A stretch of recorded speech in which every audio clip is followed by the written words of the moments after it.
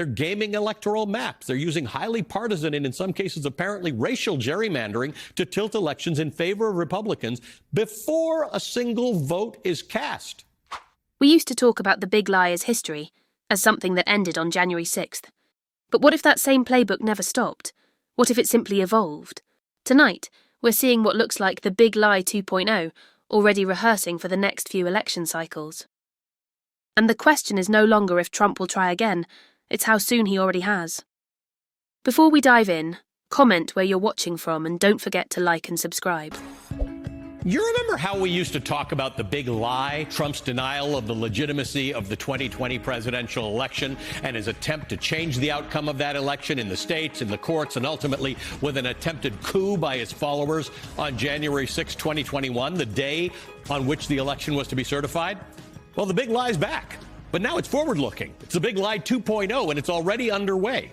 Trump and his henchmen are not waiting for next year's midterm elections to undermine them. He's already starting, because what Trump does so well is to sow procedural chaos. And that's what we're seeing in this year's elections, which are 3 days away.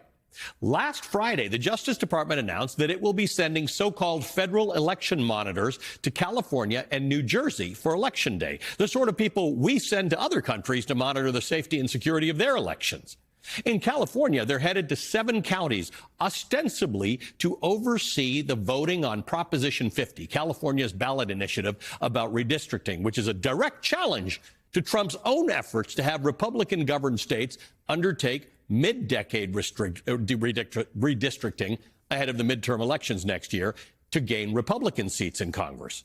In New Jersey, the election monitors are going to Passaic County, a community that's 43% Hispanic, for a gubernatorial race.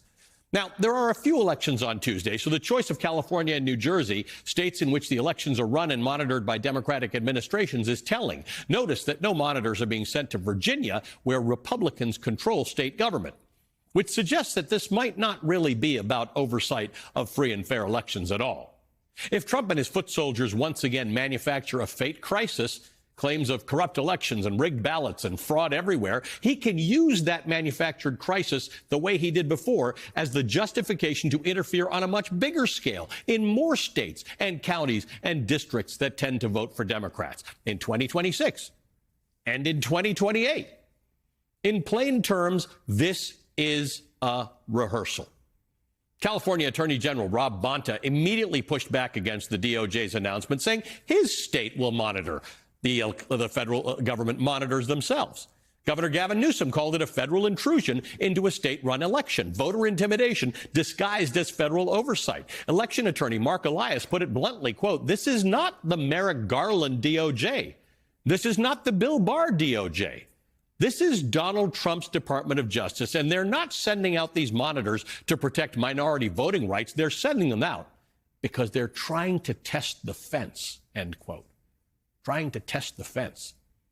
The Trump administration is training you to accept federal agents, and we don't know whether these ones are going to have badges or will be armed, so that by 2026 and ultimately the next presidential election in 2028, something that is entirely not normal feels routine.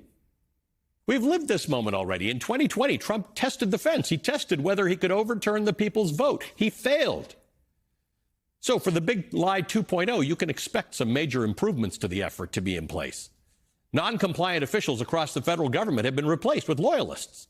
The Pences are gone. The Vances are in. The GOP is no longer a political party, but an extension of Trump, populated, as in many authoritarian states, with friends and family of the president. And that makes another coup attempt not just possible, but likely.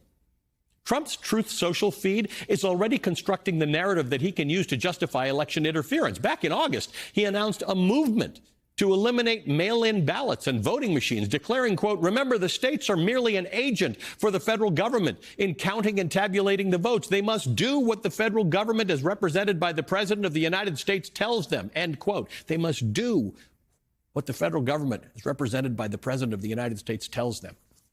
That's not just false. It's wildly authoritarian. The truth is actually the opposite. Article 1, Section 4 of the Constitution gives states States, not the president, control over elections, stating specifically, quote, the times, places, and manner of holding elections for senators and representatives shall be prescribed in each state by the legislature thereof. But the Congress may at any time by law make or alter such regulations. The Congress may alter such regulations, not the president. And for the record, the federal government is represented by the people, not by the man posting glam shots of bathroom renovations while millions of American families brace for skyrocketing health care costs and a funding lapse for food benefits. But that historically has been Donald Trump's strategy, to claim powers he doesn't have and call any election that he doesn't win corrupt. Just last week, he used the NBA gambling scandal to relitigate the 2020 election, comparing alleged cheating in the NBA to Democrats cheating in elections, calling the 2020 presidential election a far bigger scandal. He demanded that his DOJ investigate Democratic lawmakers with the same, his word, gusto that federal agents used to pursue the gambling case, once again repeating the lie that the 2020 election was rigged and stolen. At the very same post, in the very same post, he smeared California's Prop 50 vote as totally dishonest. As New York Magazine noted, quote, Trump's post isn't an effort to influence the Prop 50 vote, which he knows his team is going to lose. It's a warning that he will regard the passage of Prop 50 as illegitimate by definition and will use it along with his totally made-up allegations that Joe Biden's 2020 election was fraudulent to change or at least delegitimize the midterm elections, end quote. And that is the 2025 play. Normalize the tools and the narrative for a much bigger assault in 2026 in the midterms and in 2028. I keep saying 2028 for a reason. While Trump constructs and finesses the big lie 2.0, he's testing muscle on the ground.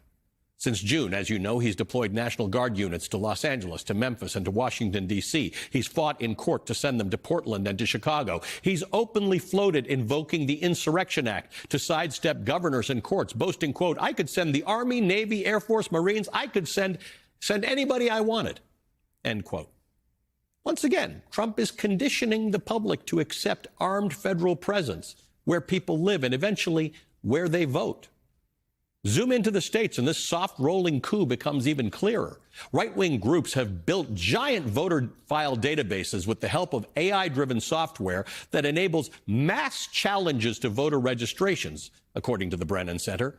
We've already seen hundreds of thousands of voter challenges in Georgia, thousands in Pennsylvania and Michigan and New Hampshire and New York. Big data makes the process very cheap and fast, so the voter purges will grow with every cycle. And as we've been discussing since the Texas redistricting debacle, they're gaming electoral maps. They're using highly partisan and in some cases apparently racial gerrymandering to tilt elections in favor of Republicans before a single vote is cast. This is what seeding procedural chaos looks like. Okay, that's a lot of bad news. That's the first thing in the morning, so I don't want to upset you too much. There is actually good news. The good news is the outcome of this is not predetermined. Trump's rants reveal the card that he has to play. He's telling us step by step exactly how he plans to rig the system and then bury the evidence. And that gives us something really important, the ability to identify the threat in advance, the ability to strategize and prepare, the ability to organize. Endless speculation about the big lie 2.0, will he or won't he? It's a trap. It's a waste of our time. When people actually show up, that's what works. In 2020, lawyers, judges, and ordinary citizens forced the certification of the presidential election in the states. In Wayne County, Michigan, ground zero for the first nullification attempt. When officials flirted with refusing to certify the election, the public flooded the meeting. The plot collapsed the moment that locals caught wind of it. Republicans were willing to subvert democracy in the dark, but not so much in front of an engaged public. That's lesson one for 2025. Pay attention right now so that you can mobilize fast. So what does that look like? Well, volunteer as a poll worker or an election observer. Register voters through local civic organizations. The math is simple. The more people vote, the harder it is to overturn those votes. Number two, create voter buddy systems, especially for neighbors who fear intimidation at the polls. One tactic experts are worried about is the potential deployment of ICE agents to polling places. You can see why some qualified Latino voters, never mind Latino voters, anybody who's a little bit brown like me, wouldn't want to get caught up in a raid, thrown into detention until they can clear their names just for going out to vote. Build local rapid response teams, groups of ordinary citizens who show up, as they're doing in courts right now, at county meetings, at certification hearings, at voter drop boxes. Your physical presence is a deterrent to improper and illegal behavior. Follow what's happening in other states. That's why these elections on Tuesday are so important, whether you live in one of them or not. The military deployments, attempted voter purges, the election monitors, consider them all trial runs for the bigger play, the one that's going to happen right where you live. And finally, do not let Donald Trump and Republicans normalize talk of a third term. A third presidential term is illegal, full stop.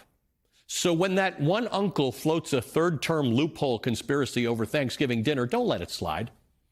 And if your uncle insists that it's doable, hand him one of these, a pocket constitution, opened to the 22nd Amendment, Section 1, which reads, quote, "No person shall be elected to the office of the president more than twice." The second power grab is already underway. It's being rehearsed right now in Chicago's streets, at California's polling places, in courtrooms across the country. But we can stop it because we're reading the script in real time and because we've stopped it before. What we're witnessing isn't chaos by accident. It's chaos by design.